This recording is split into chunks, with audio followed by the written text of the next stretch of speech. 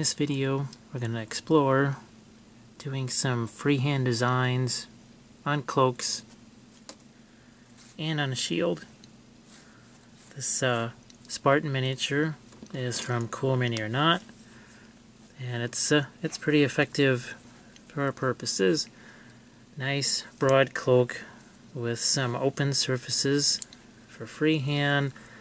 Shield gives us a nice big area for a design, and same thing on the other side of the cloak. And I was able to do a nice deep red backdrop for a freehand. I've already done that part, so we're all set for freehand. Now some of the colors that I used for this. Here we have colors that we're going to use for the freehand, but I also used a lot of these to do the bronze and gold colors on the armor. Starting off at the lightest end is a Vallejo Ivory. I try to avoid just that pure white at all costs. I try to either make it be more bluish, more red, or more yellow. This ivory is a little more towards the yellow. As we get into regular yellows, we have Ice Yellow from Vallejo. This is Pale Saffron from Reaper. It's kind of a nice bright yellow. And there's a couple more neutral yellows, also a little bit darker. Desert Yellow on Earth from Vallejo. The Maiden Flesh.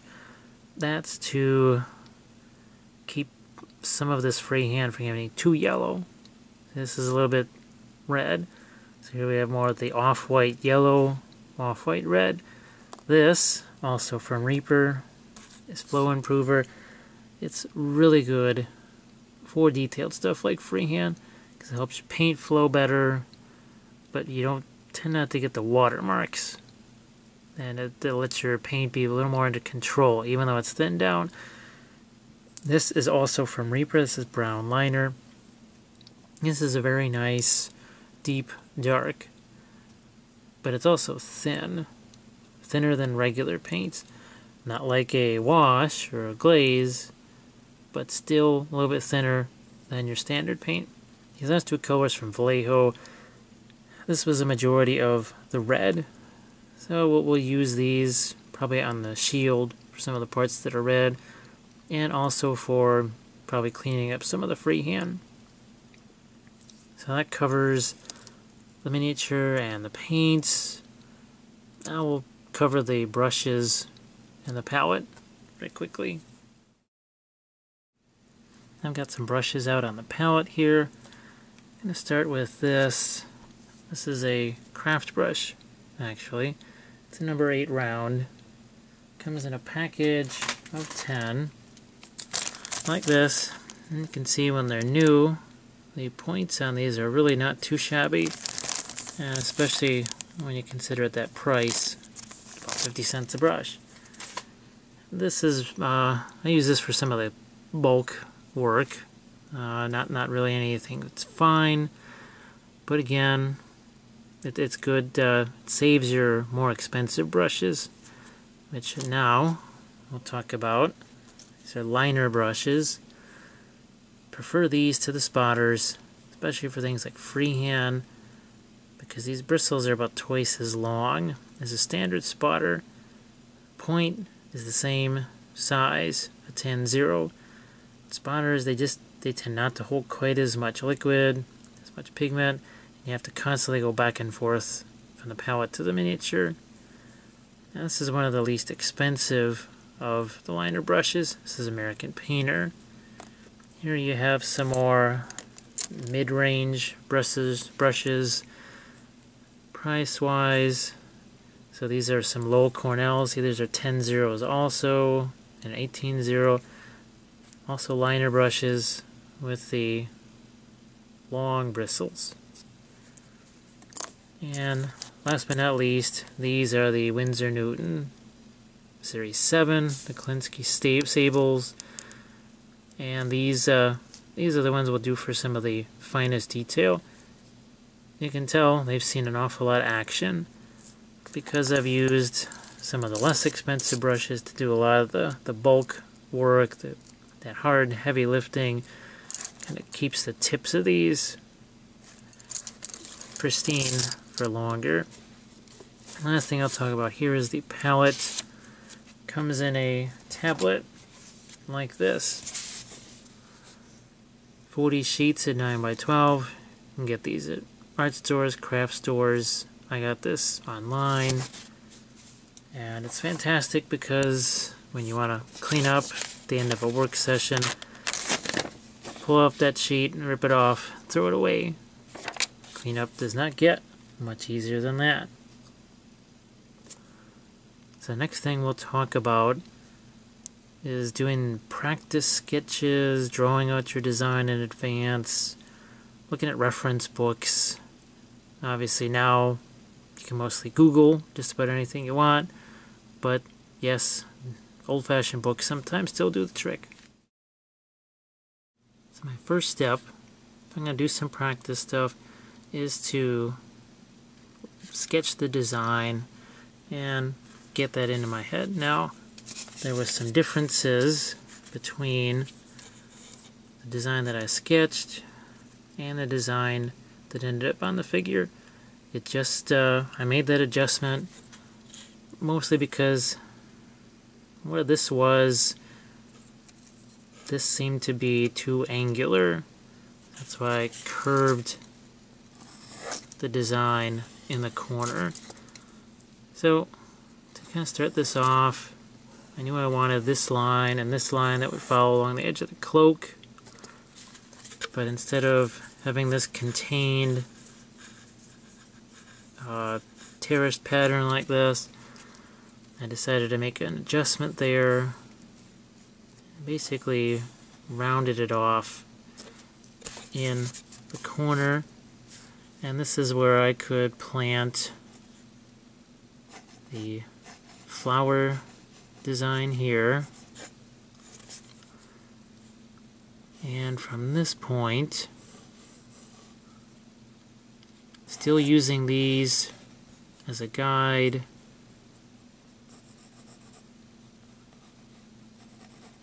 let the design come up, over, down,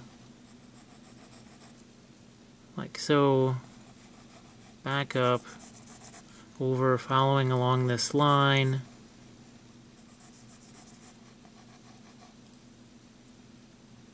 Meanwhile, this is your solid line, and this is your pattern. It just flows along like so. Same thing on the other side. So both of these should line up to that petal. Out, down, around. Just following it along. Now, you can do a more elaborate. And you have your petals like this. Almost like some kind of a reed. And then you could have designs that flow outward even from this. So you could have, more what looks like reeds, and you start to build up on a pattern little by little. But then you have to say at a certain point, well, how practical is all this on this cloak? Will it be seen? Is it something I think I can do? Is it going to be too busy? Because just because you can do something doesn't necessarily mean that you should. Now I've got some of the colors that we'll use out on the palette here. I even have some of the flow improver. To start this off, I'm just going to put down some red here. gonna mostly cover up our design.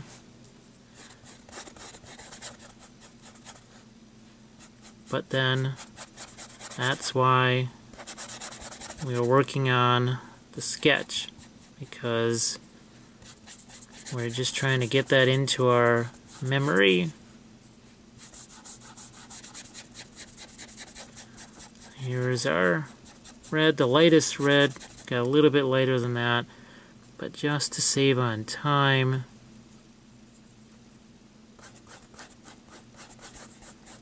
I'm gonna just stick with shading it like so. So we have kind of a nice kind of a blood red, scarlet, all the way to more of a burgundy. What I'll do is I'm going to let this dry off for a little bit here, and once it's completely dry, then we'll get into our freehand designs. And not only will we work on transferring the design, but also shading it, because that's another important thing with a cloak to make it turn like this. It can't just be as light here as it is down here in this crevice. You can see that was shaded. So that's why I wanted to do that here, just on a flat surface where we can see this light to dark transition. I thought, well, that's going to be a perfect opportunity to show how to do that. So again, we'll let this dry out. I'm going to just do a kind of a neutral dark color, which will show our light to dark transition all that much more, because now we have this context. You can see that transition didn't look very dramatic until I just did this. Let's see how light that is. This is the same exact color here as it is here, but value-wise, it's the same as what we've got here. So we will let this dry and move on to our next step. Now it's the challenging part where we have to transfer the design onto, in theory, a painted miniature. Now what I like to do, since I don't have my pencil lines and I really can't, I don't want to be drawing on a miniature with a pencil, I have to find anchor points. And I know that's going to be one. What I'll do, see, I don't know if you can see these little dots. Now you can put as many of these out as you need to. I'm going to put one here, and I think that should just about do it. What this does is it lets me plan out that straight line that was part of the design. So all I have to do is just connect my dots.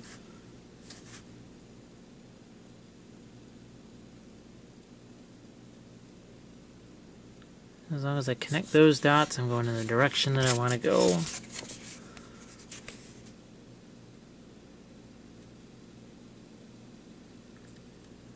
Because this is flat and straight, the miniature is going to have some curve to it. Using my flow improver,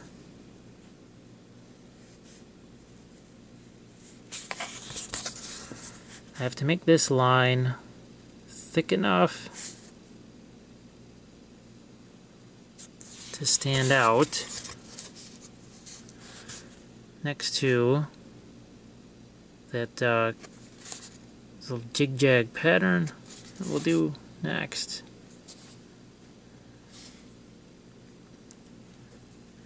I'll keep working with the flow improver.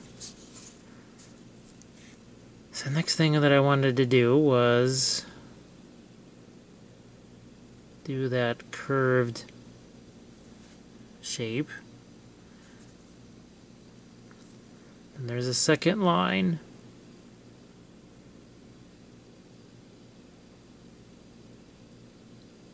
Like this. And from that was that more like a reed type pattern. So what I'm going to do is I'm going to do the first part of the leaf. Here I'm going to leave the rest of these because I want to see where my pattern is going to take me.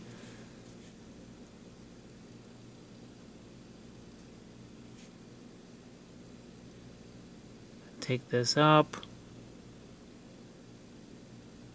and then over. What I'm going to try and do is do by doing this first one like this. See how I'm doing it relatively light.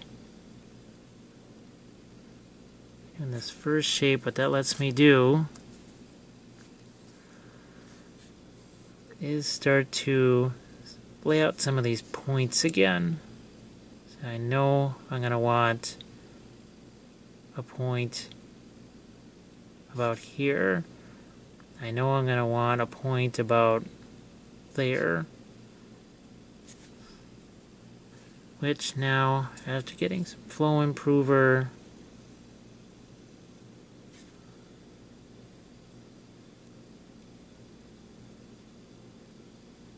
I can complete my next part of the pattern, and then once again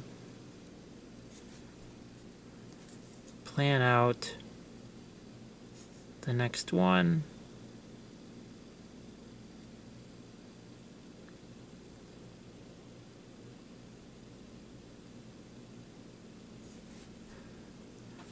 And I just continue to do this until the design either stops or it runs into a fold. I'm not going to do a fold here because this is a perfect place to show shading the design as it works its way into a shadow area. So there's my first part of that reed. Second one, so I'm kind of changing the design from what it was in the original sketch. I just thought this might be more interesting because I have more space to work with.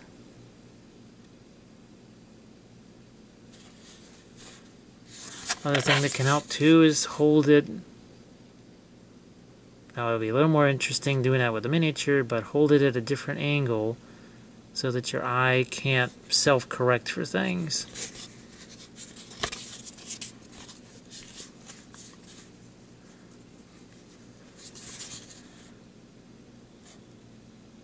So I need to do something similar here.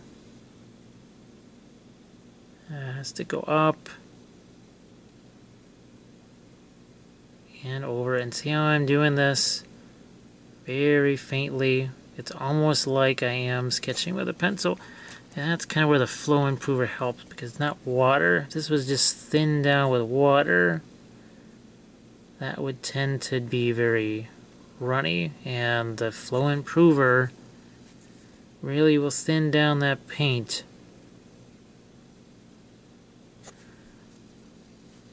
But not be so splashy the way water tends to be. I'm not going to do a whole bunch of this design because we do want to actually get to the miniature itself.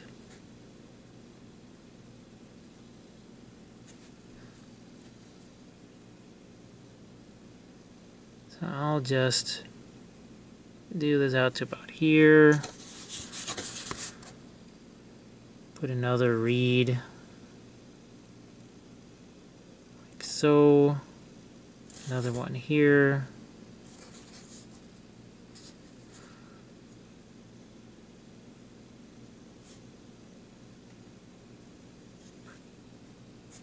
It's all about finding these anchor points. So I turn this to a different angle. See if I need to adjust anything. And we'll stop here. And get some lighter colors. Set this off to the side.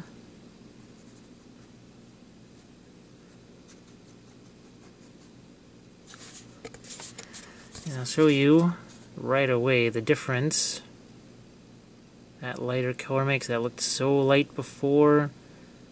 Well, not so light now. When we have a real light next to it.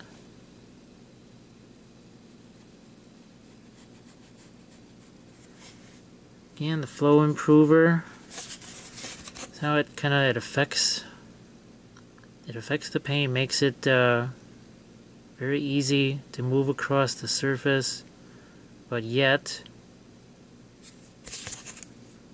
not watery. It's not running all over the place.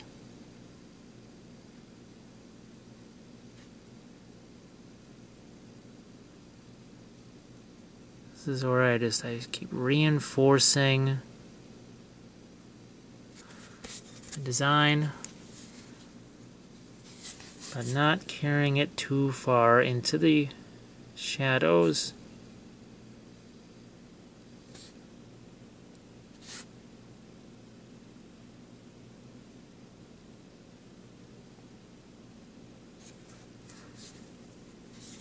This is what I like about the liner brush, because it's got a fine point on it, but you can see that I can really work for quite a while before I have to go back to that palette, and that's incredibly convenient. I'm basically able to do the entire side of this design with just the one application of paint to the brush in the palette. So now we have some lighter colors put in. Let's get even lighter still. This is the ice yellow. I haven't even gotten to the ivory yet. I may not even have to get there. So one more.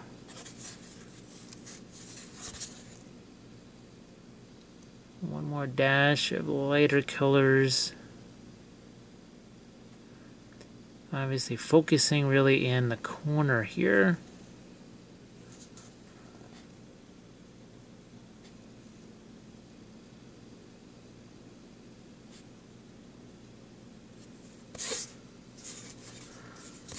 Now with this you can really, so it's already very nice dark to light transition. Now we can enhance that some more. The darker aspect of that. I'm going to use some Secret Weapon. I'll try some Armor Wash here. Just going to put this out right there. And another Secret Weapon wash. This one is called Baby Poop. And that's just about what I need right there. And we're at my darkest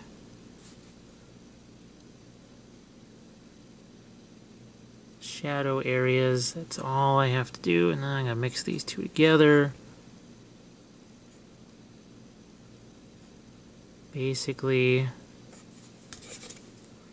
just toning down the design itself, which makes it turn even more. It's a more dramatic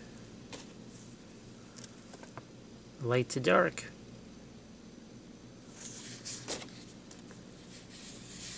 And with the colors still out on the palette, you can always, if need be,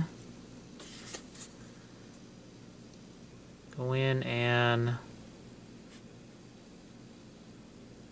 clean up some edges afterwards.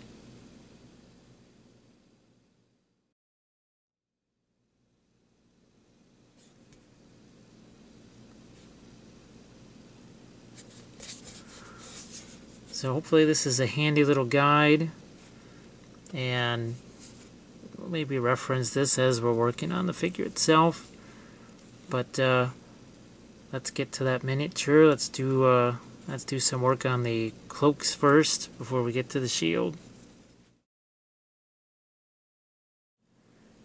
Now it's time to transfer our design from our sketch. I'm going to try and have this in the view. There we go. To our figure. Now here's the design that we practiced.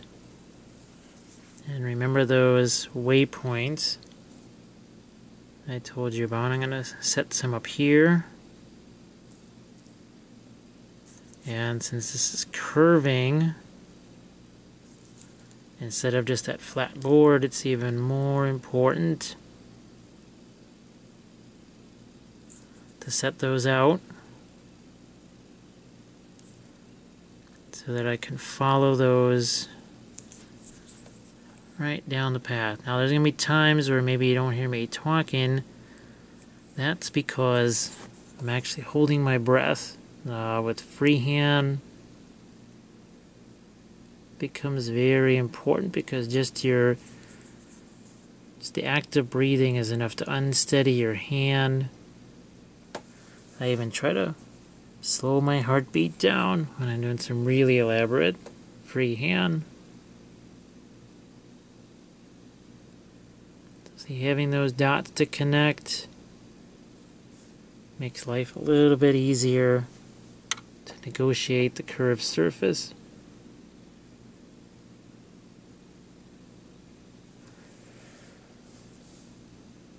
Now for that first curved bit, and the second,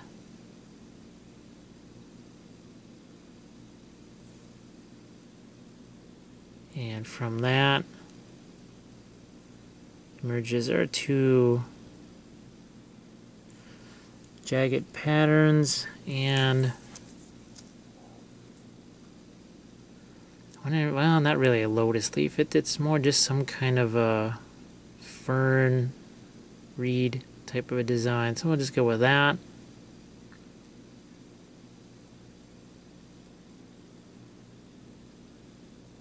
And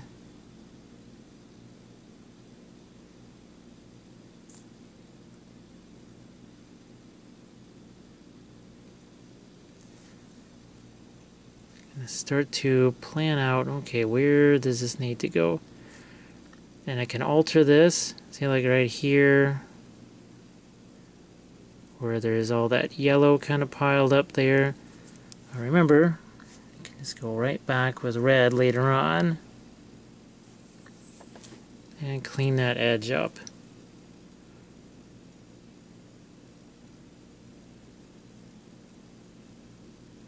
Once the pattern's set, it's much easier to just continue the rest of the way using the flow improver.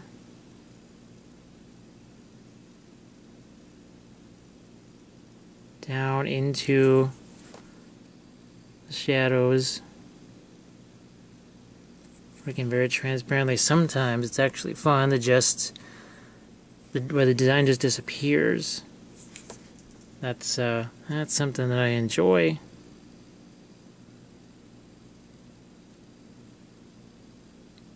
Here's the other part of the design, and again, because we're doing this so watery, and we're not doing any kind of harsh lights, we can go back and reclaim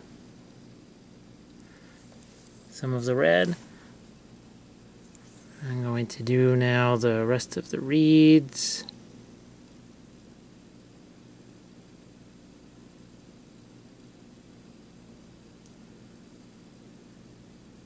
Might change the design a little bit. So the next bit that I'll do is across front part of the cape, and that's this kind of sawtooth pattern, but first it starts out with another solid line. So I'm just going to put out a few waypoints, and here's where we encounter our first fold. But I know I want it to be at the same distance relative to that first line. So I just drop it down to here. This is a little bit of an easier one to negotiate. And then there's another fold there. Then another line parallel to that here.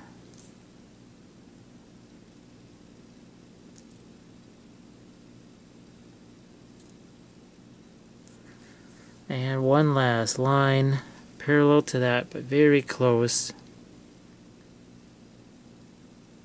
Just like that.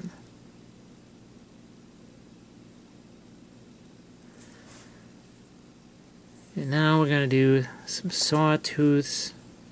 Put the first one in.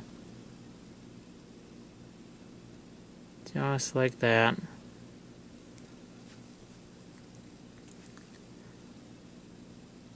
Again, using flow improver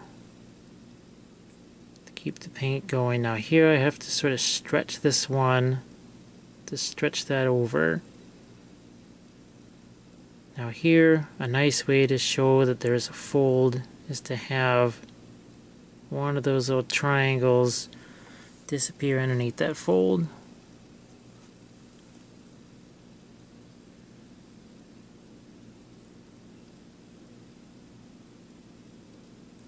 Another one here, and just continue this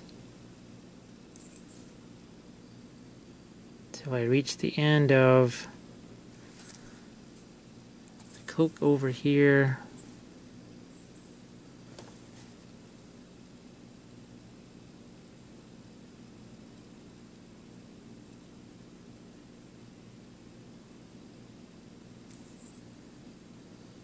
And just letting that be dark.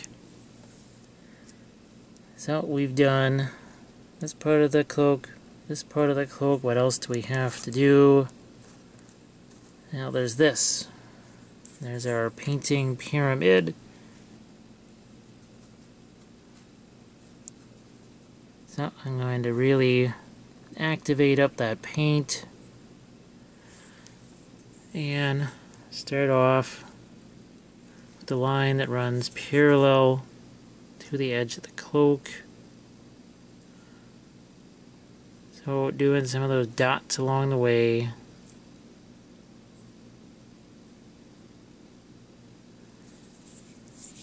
And hopefully get this so you can see this. Play connect the dots.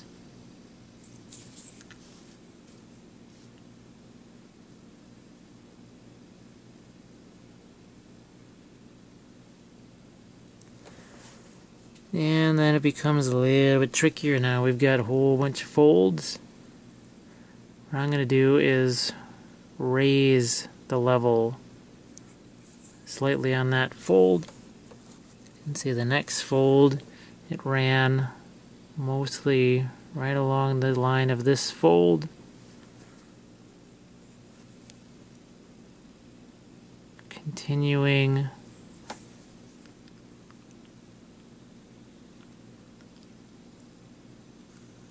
right along this path.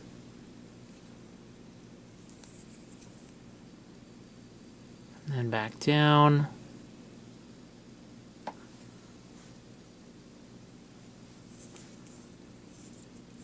Now here.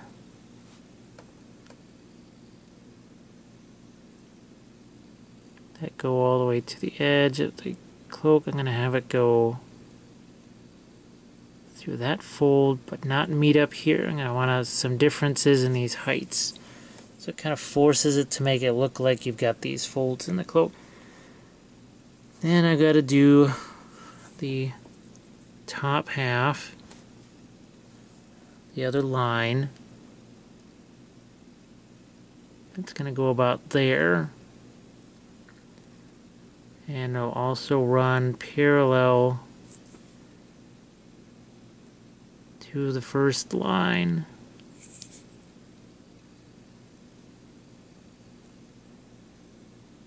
Thinking about where it's going to hit that fold, where it's going to hit this fold.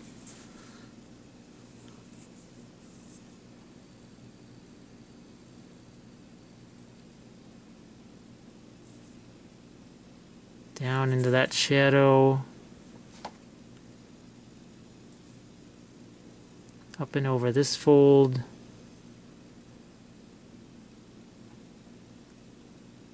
And down into that fold, and it ends right here. And then we need to fill that all in.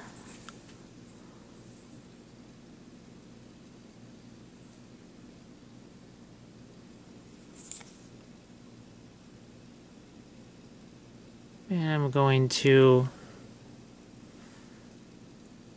just leave an impression of where the two dark lines are on either side of our painting pyramid words, or characters, or Greek characters.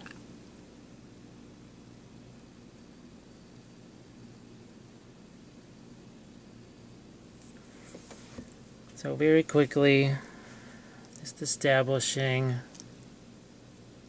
first initial part of the pattern. Need to strengthen these lines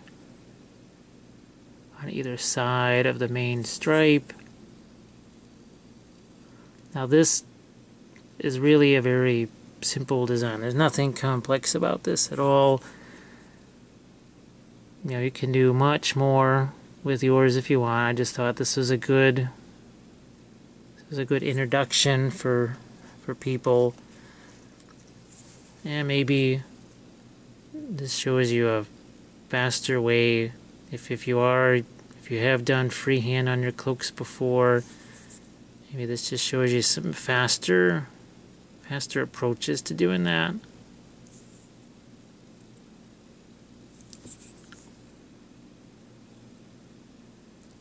I know what's all the rage right now is the embroidered look.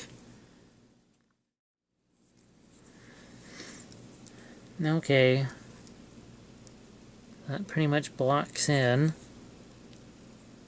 this design. Gonna connect these sections a little bit better.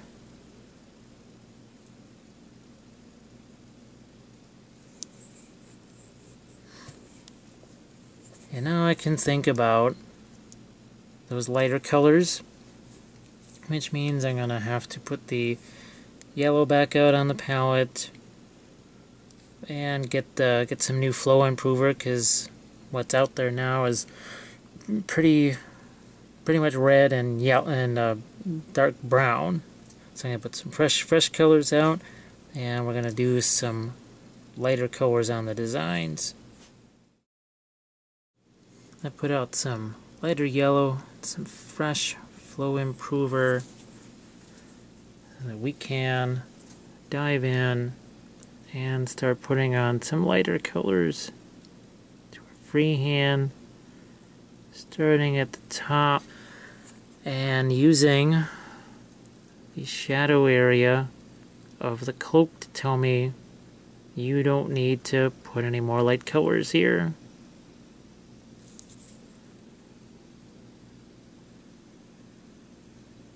Whole top edge is going to be getting this lighter color, which, as we're reminded by our preliminary sketch, is not necessarily so light.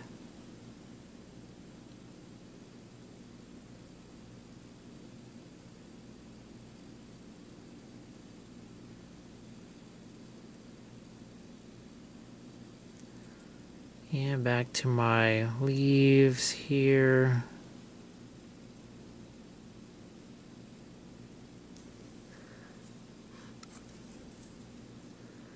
This, it gets subsequently faster with each layer because you're doing so much less. And we're not going to take this color down into the shadows, which means we are now going to bounce over to these sawtooth patterns right here. Reinforce all of my lines. And I think just about all three of these sawtooths at least get this level of... This is the deep yellow mixed with a tiny bit of that earth. This, so much in shadow, not going to get much of the yellow. This, however, is going to get some.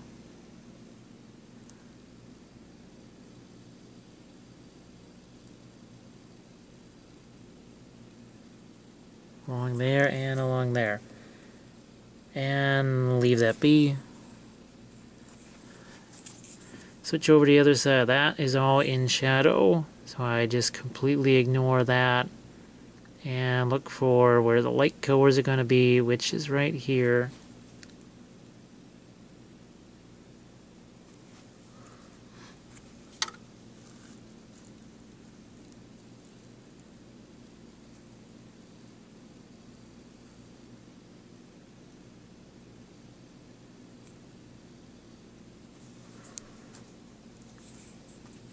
Picking out essentially the top parts of all of these folds, especially here and along this point.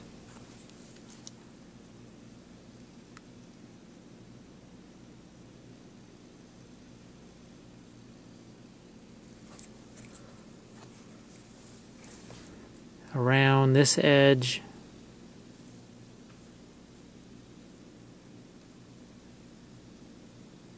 I could see this is the effect of the flow improver.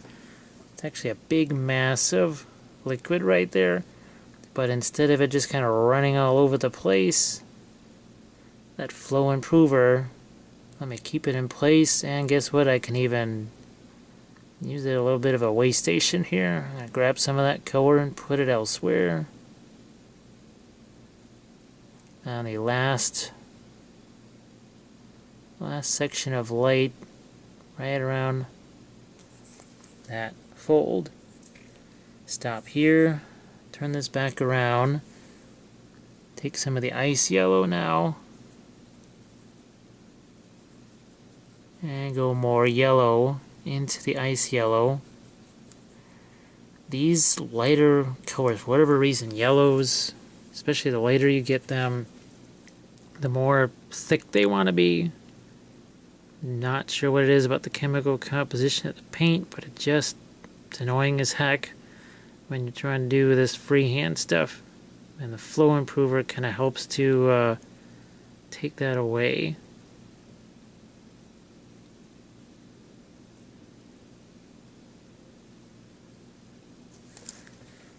So you can see how this is building up towards those lightest colors. And I'm going to shift this around so that I can actually get to it.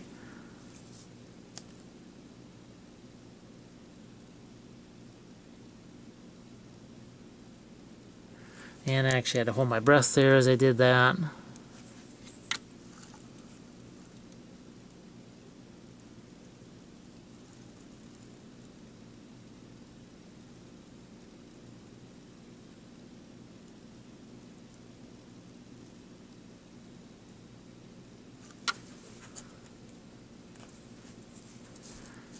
I think just a little bit on these leaves here.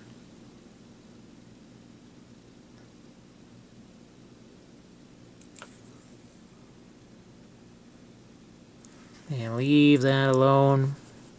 Pick up some flow improvers, some of the lighter color, back to these sawtooth designs. And see, I let this alone in the middle, so I'm gonna put some lighter color here on this top and let that recede. And then here, pick that up again. So I'm kind of forcing. There's not really a fold in here, but I didn't want this to look like just one big flat plane. That's why lightest here, let it be a little darker there, and then lighter there. This fold here, just maybe a tiny touch of light there, and leave that alone. On this one,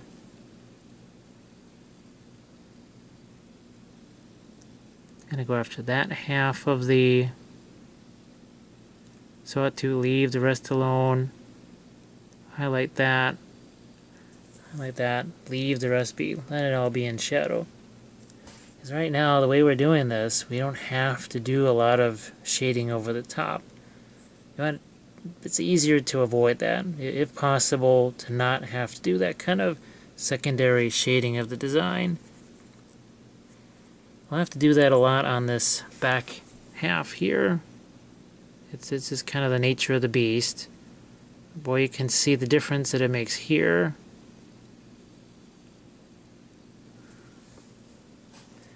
And should the transition be a little too rough, guess what? We've got the old color out here.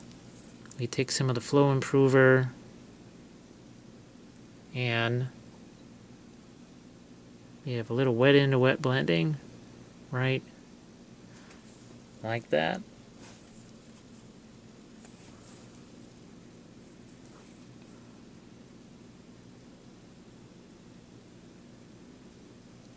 So again, on the highest parts of the fold, picking out my light colors. I need something here. And along this edge too.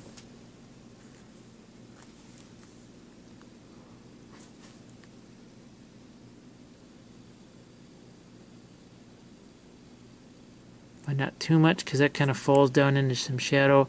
I want this to get the majority of those lighter yellows right along here.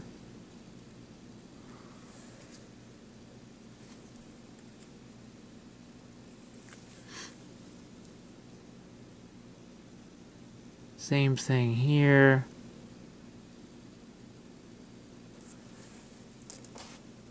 On the brightest edge of that fold. I feel I need to knock it down. Let's go into the flow improver.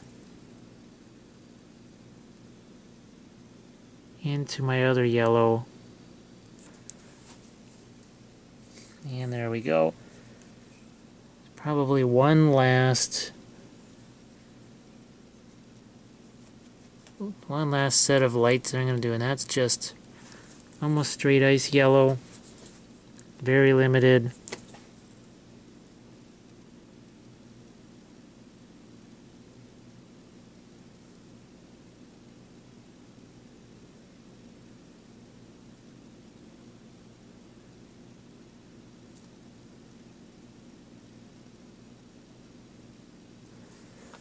That's it. Some of the sawtooths right there on the edge.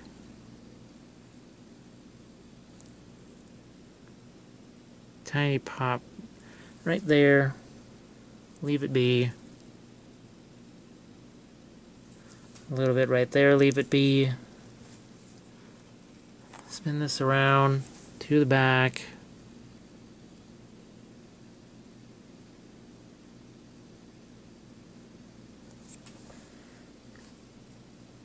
And get the final light colors on these horizontal stripes, following along the edge of the cloak.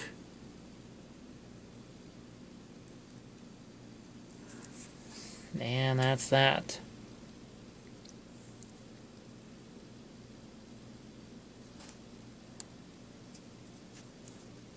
Next thing I'm going to do is see if my brown liner is still good. I need to put some more out. Just throw some of that right there.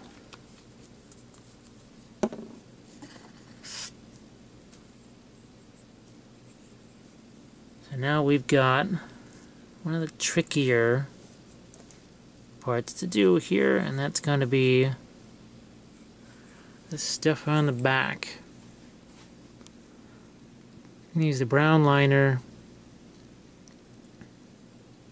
and here is where we put in this dividing line. And I waited, that's why I waited until after I had put all my light colors on before doing this, because this cleans up the edge just like we'll do with the red in some of the other sections of the designs.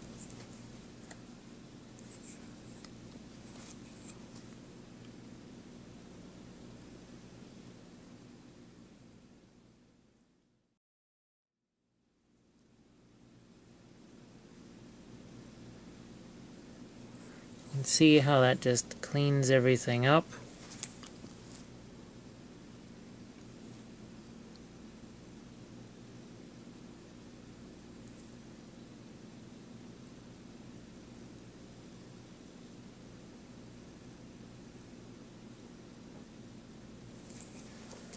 Okay, now I need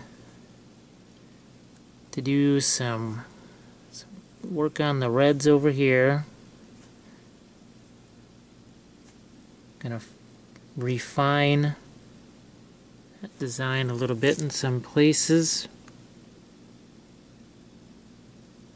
like there.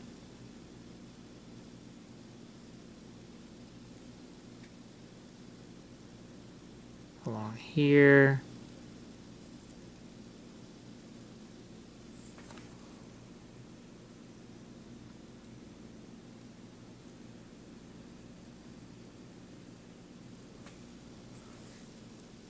So it just makes those lines a little bit sharper. Now we have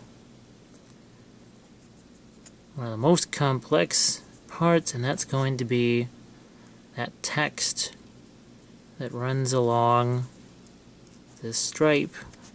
So I'm taking some of the brown liner and some of that tan, and use a little bit of the baby poop too, so you make that a little more liquid. And I'm gonna look at this.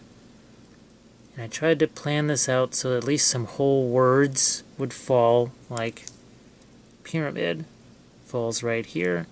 And I counted 2, 4, 6, 8, 10 letters.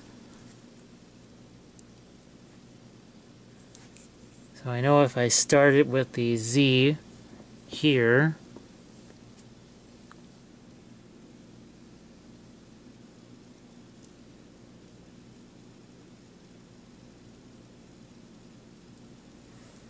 then I've got to do omega and all the rest of these, finishing with this last letter here. So in between those I need 8 letters. So that's 1. And put a little dot in the middle there. So 1.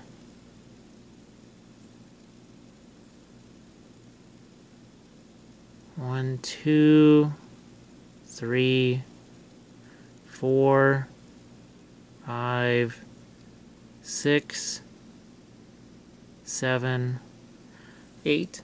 So I just kind of put some dots here to indicate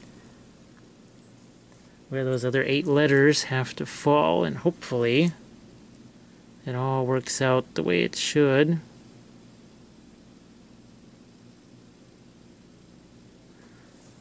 So there's our omega.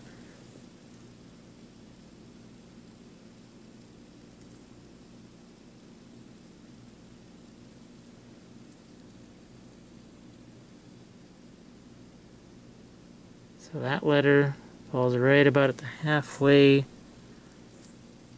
point. The A has to go underneath P.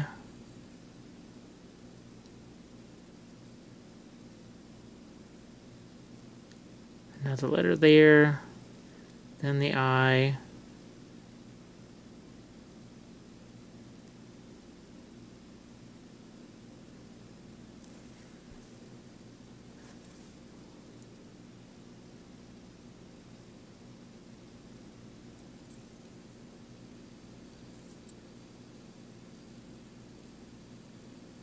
And I am going to adjust,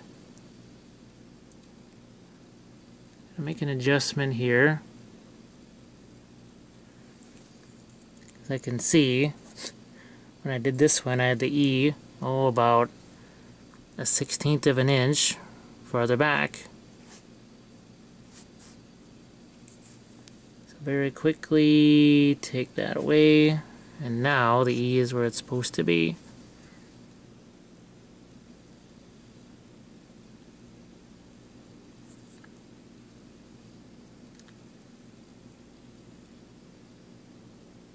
And we'll refine these letters later. This is just to draw those out now. This section in the middle, I'm just going to have to throw a few letters. So I just have a few going across the center here.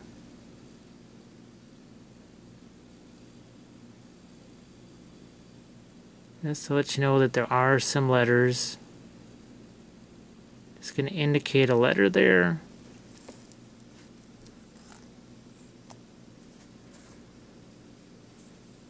And same thing as this fold crosses over.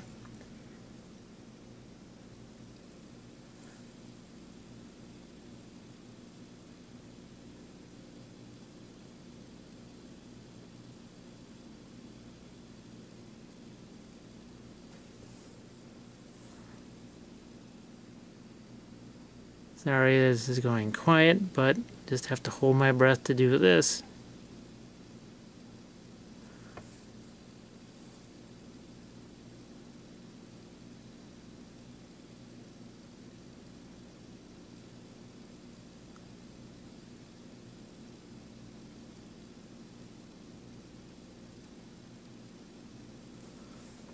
That's the next part of our word.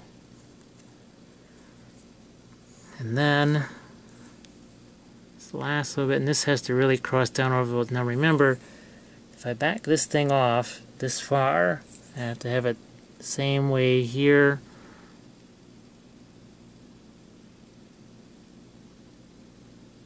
So like so. And just a few indications that there's a letter there.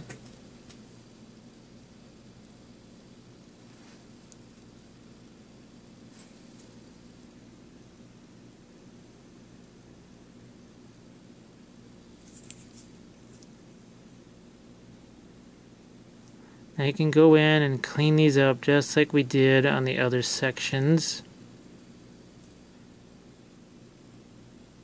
What I really want to do is move on to just using some of that, the baby poop and the armor wash, to throw in some more darks here on these parts of the cloaks. I'm gonna let this dry for a little bit, and then we'll do some of that glazing.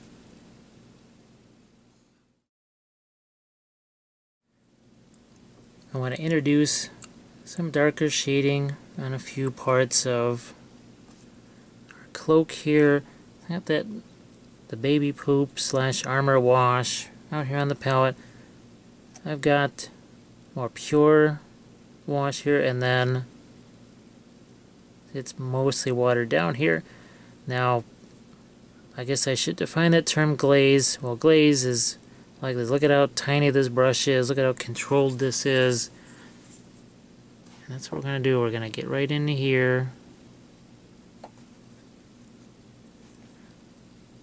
And just start to indicate some darker colors.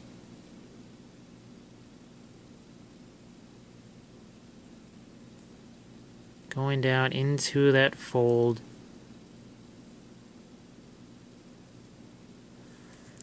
Same thing over here on this end.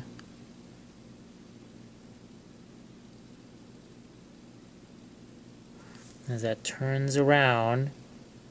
And we can do this in several layers also.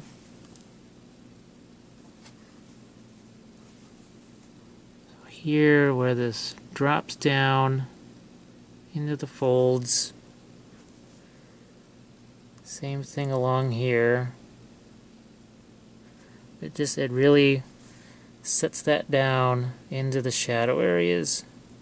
But I like to do this after more complicated patterns like the text, because I don't want it to get in the way of my letters. I don't want it to affect those too much. I just want to be able to do the letters and then shade it later. So I'm going to have to let this layer dry over here. And I'll spin this around, do the same thing on the front. Again, going after these areas in the shadow. Tiny bit there.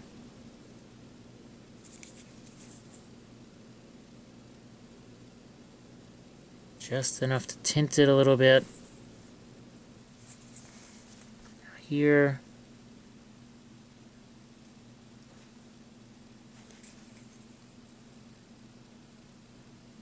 I have to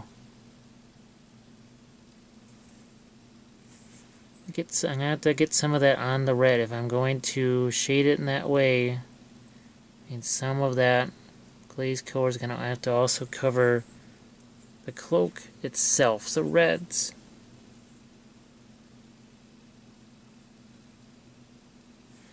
See, that establishes much more of a turn.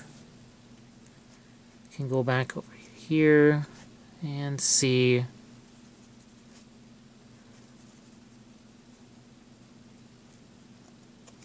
if this is dry enough to maybe do a bit more. It seems that way.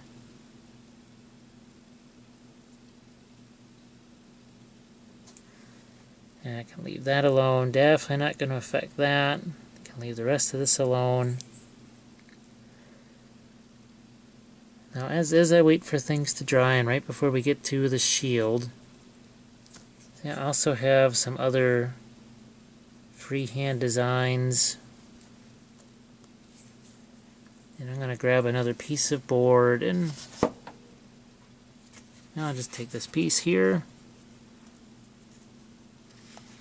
And it was a fairly simple set of designs. It just was kind of a swirl like this.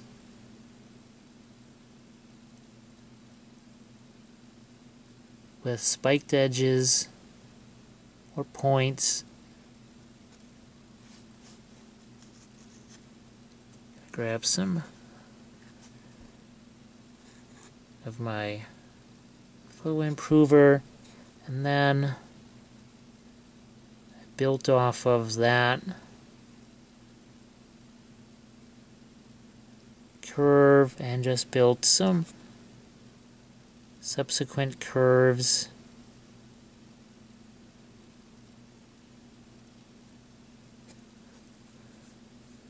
And this is what I just did as basically tattoos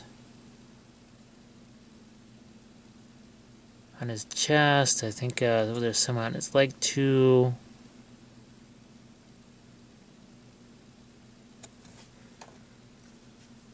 As we wait for that to dry, Let's do a little bonus freehand here. By using this watered down brown, in some ways it's going to look a little bit more like a henna tattoo in a way.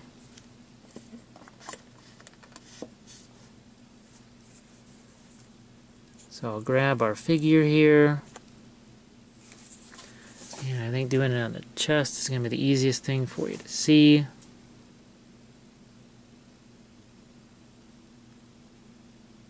So I'll start here.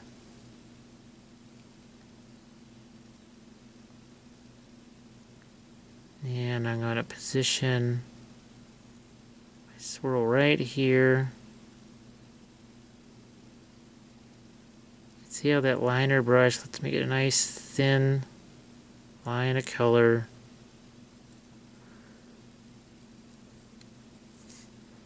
The top of the chest here.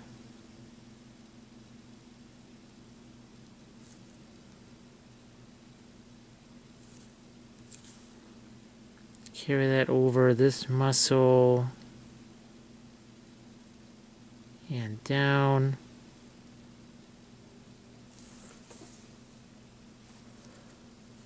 Again, keeping it as thin as possible, using that flow improver to my advantage. Put this on his leg here.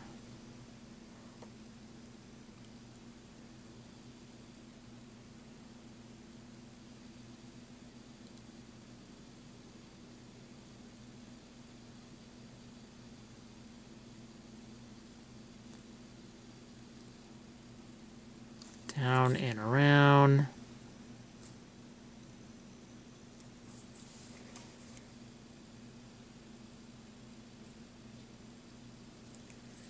So that's just a little extra there. So I go back and check and see, okay, that's dry. I can throw in just a little more.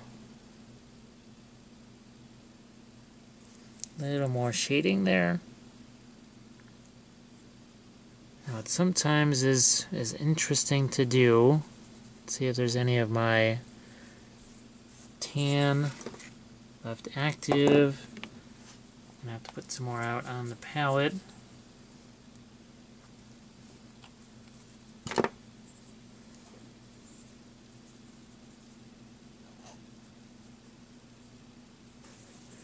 going to take some of these letters that are here, and I'm going to actually go reverse these.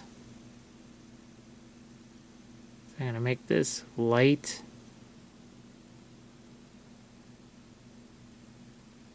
And that could also indicate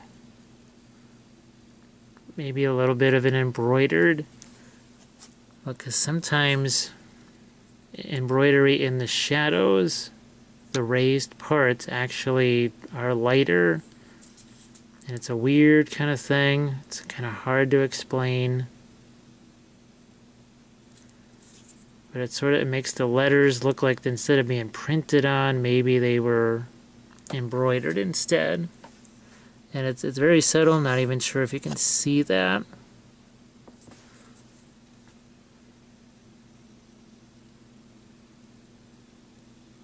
But I'm going to spin, once I get a handle on this, I'm going to spin this around for you to see. I think maybe now, see that I just did a little bit of light right here. And hopefully what that does is it just shows that, yeah, there's some letters there. It's not just all one dark stripe. You can take it a little bit further if you want, but I would suggest leaving that as subtle as possible.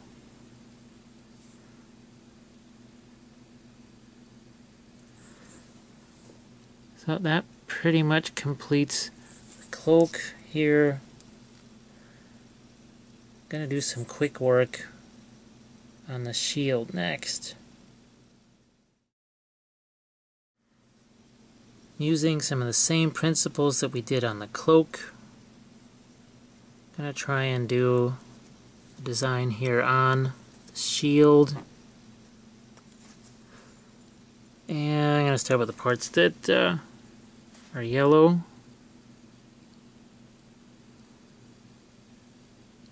And it's going to be these 4 spiky things here and around the edge. And I'm using the flow improver still. With freehand, it's kind of a must. You really need that stuff. Maybe not so much when you're doing the darker freehand over light. But boy, anytime you're doing light over dark, you just got to have that flow improver. The brown liner, that's already a thinner paint, and it just, for whatever reason, flows really well. As soon as you get into these lighter paints, they're thicker. They're thicker, but they're not opaque. That's something that kind of drives me a little nuts. I'm going to go all around the outside of the shield here, leaving some of the darker colors in place.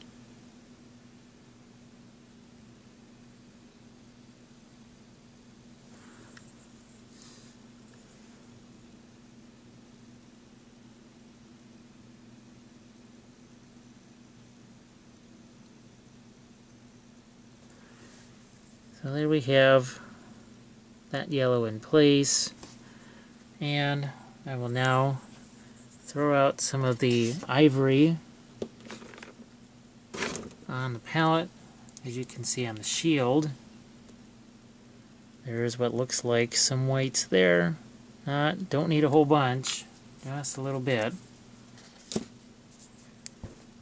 And just as we did elsewhere on the cloak, we have to start mapping some things out here. And that would be this white area that works its way all around the shield.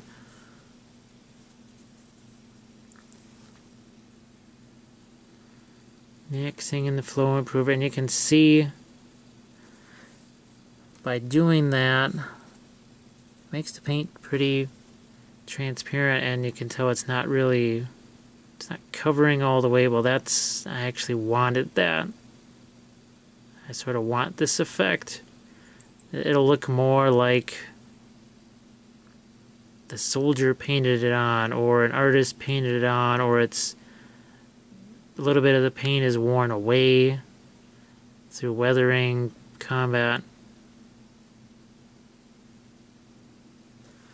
Instead of it looking like it's fresh off the Hoplite factory floor.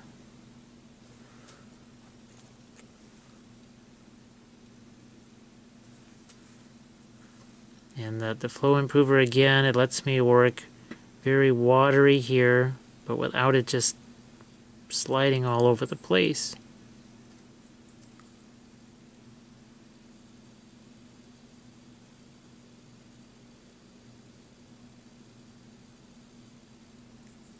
And using the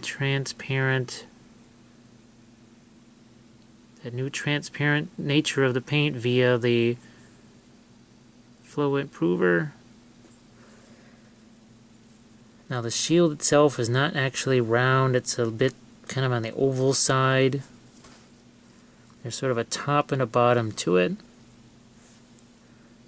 which means that on the top, that's where I'm going to take some more of that ivory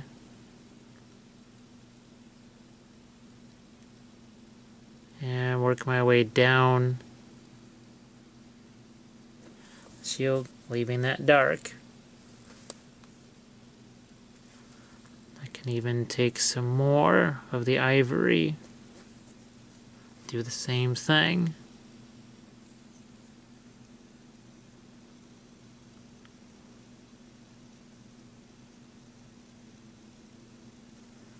And then stop.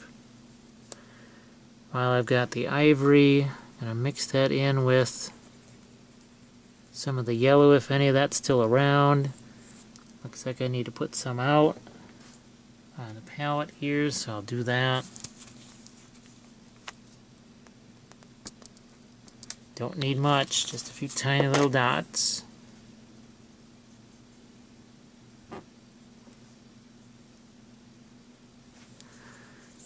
And find my top here.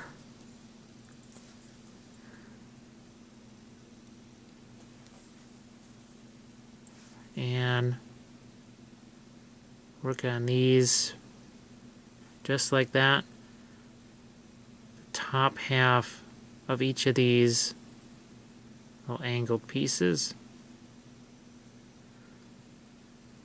And like this.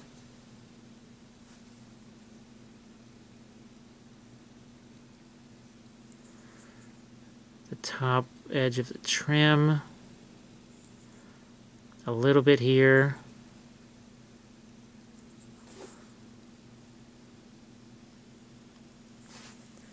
And then stop.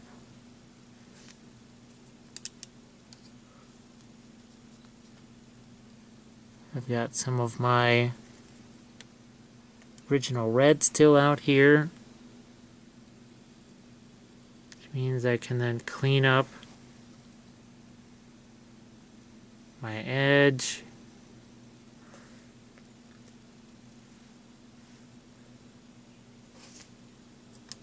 And go back to some of the white, thinning it down with the flow improver, and creating another line right there.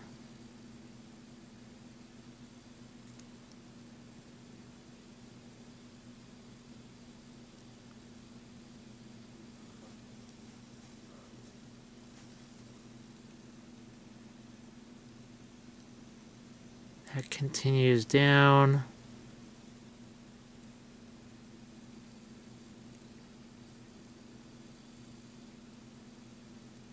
Especially lighter here on the top.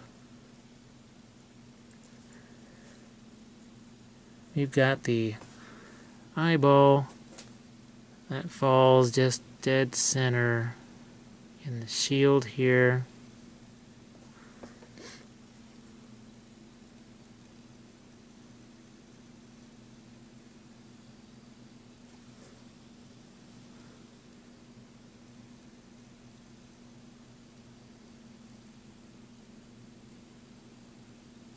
And again, trying to have it not be quite so perfect, because it should look like it's just painted on. Unlike the tattoos, which we didn't want them to look like they were just painted on.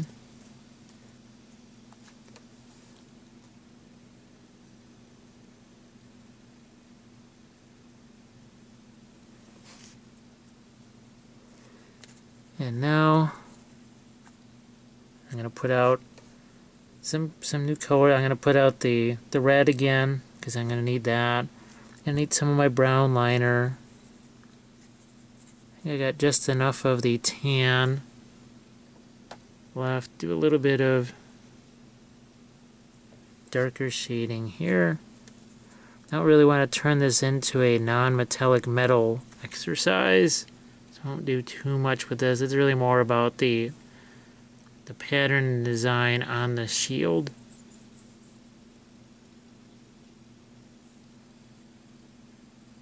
So set up some dark there. And some lighter yellow, especially up here. That goes right along that edge there, along the top.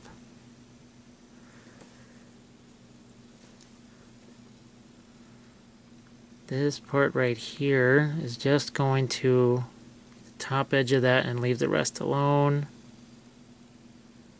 Top edge of that, leave the rest alone.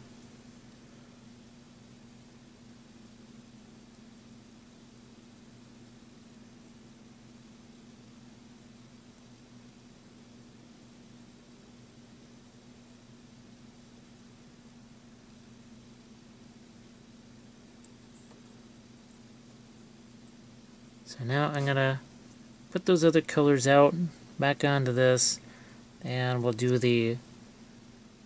this part of the design. It's a little bit lighter red that goes here, almost kind of an orange. So we'll put those colors out now. So we're back to do the final bits of our design. Well, I've got this lighter version of the red out here. I'm going to focus on this little trim that goes around the outside of the shield. Let this fade, be not quite so bright as I get down towards the bottom of the shield.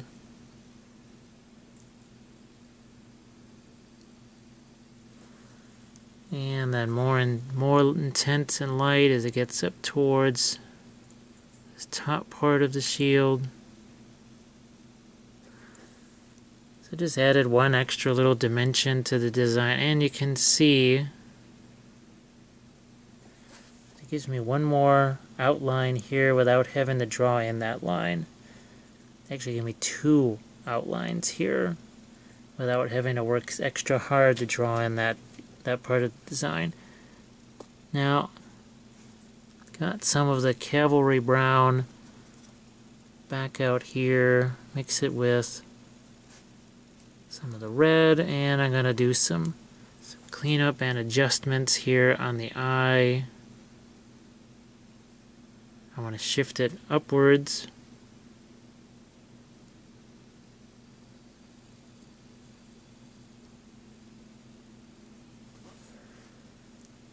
And do some cleanup here as well to make that more clearly defined.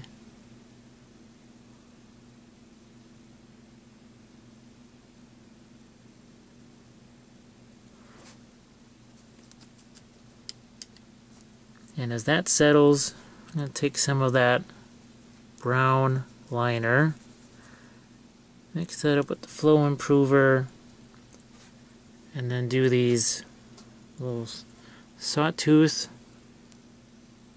patterns to reflect what we did on the cloak. And to make my life easier, I'm going to start here in the center and go this way. And then fill those in.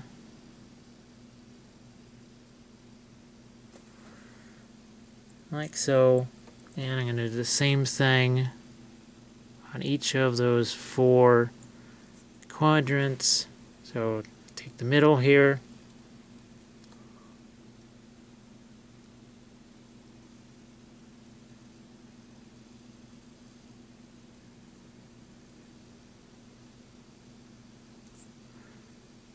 Yeah, just go through and do all 4 sections.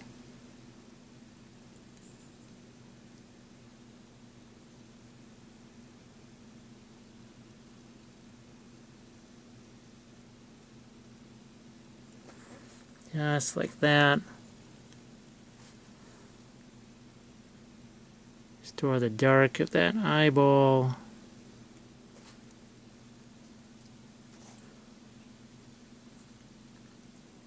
Take a bit of the white.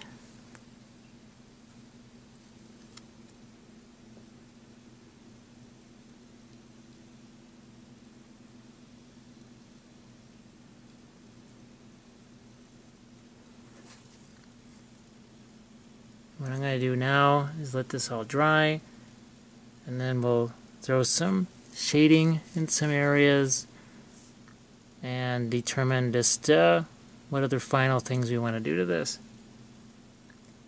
And then glue it onto the miniature.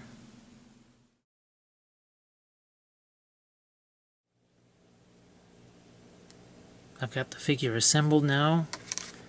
He's on his base. He has his shield. All that work is complete. And you can see now a design like this, simple sketch like this, becomes a nice floral Greek pattern we could use for a Spartan warrior from Cool Mini. Now a lot of this, again, could be made smaller. You can make it look more like it's embroidery. Same thing even on this side.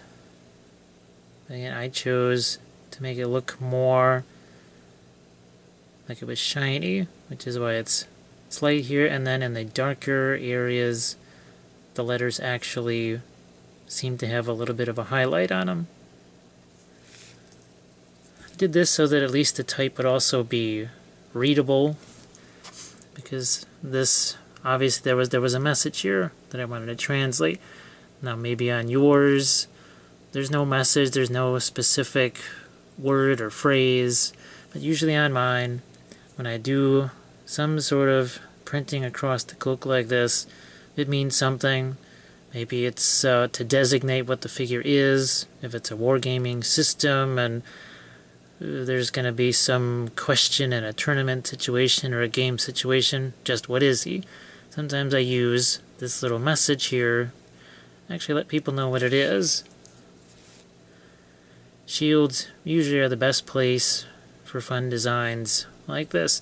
This happened to be a much easier shape of shield to deal with. That's why I chose it, being more of a simple circle. Once you get into shields that are more of a chevron shape or have either purity seals on those, or if it's a chaos thing, maybe they got, I don't know, some kind of fur or skin draped over it, makes it a little bit more complex.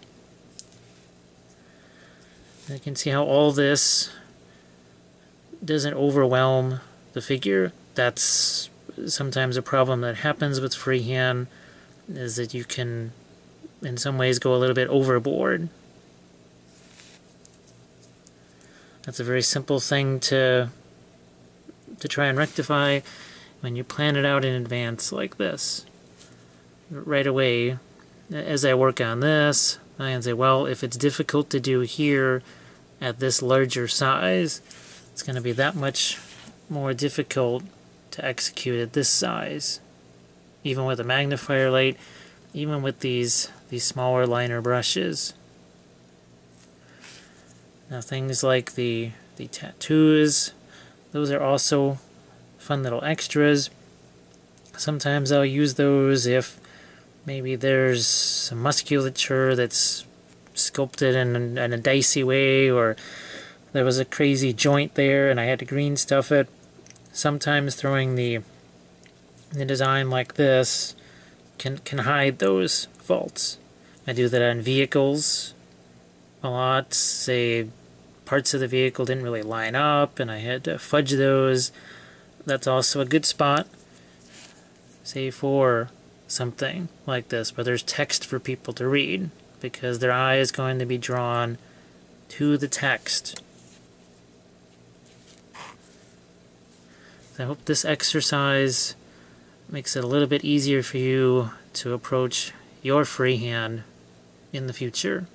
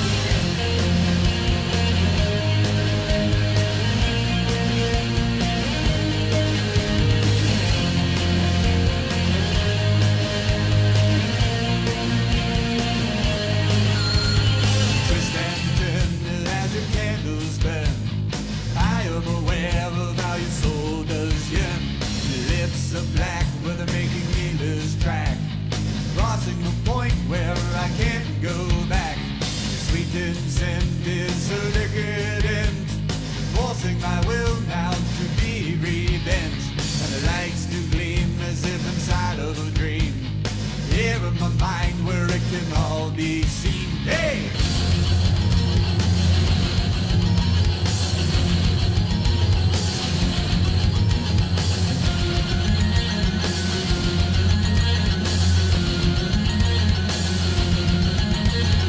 Leather and lace, they try to hide your face.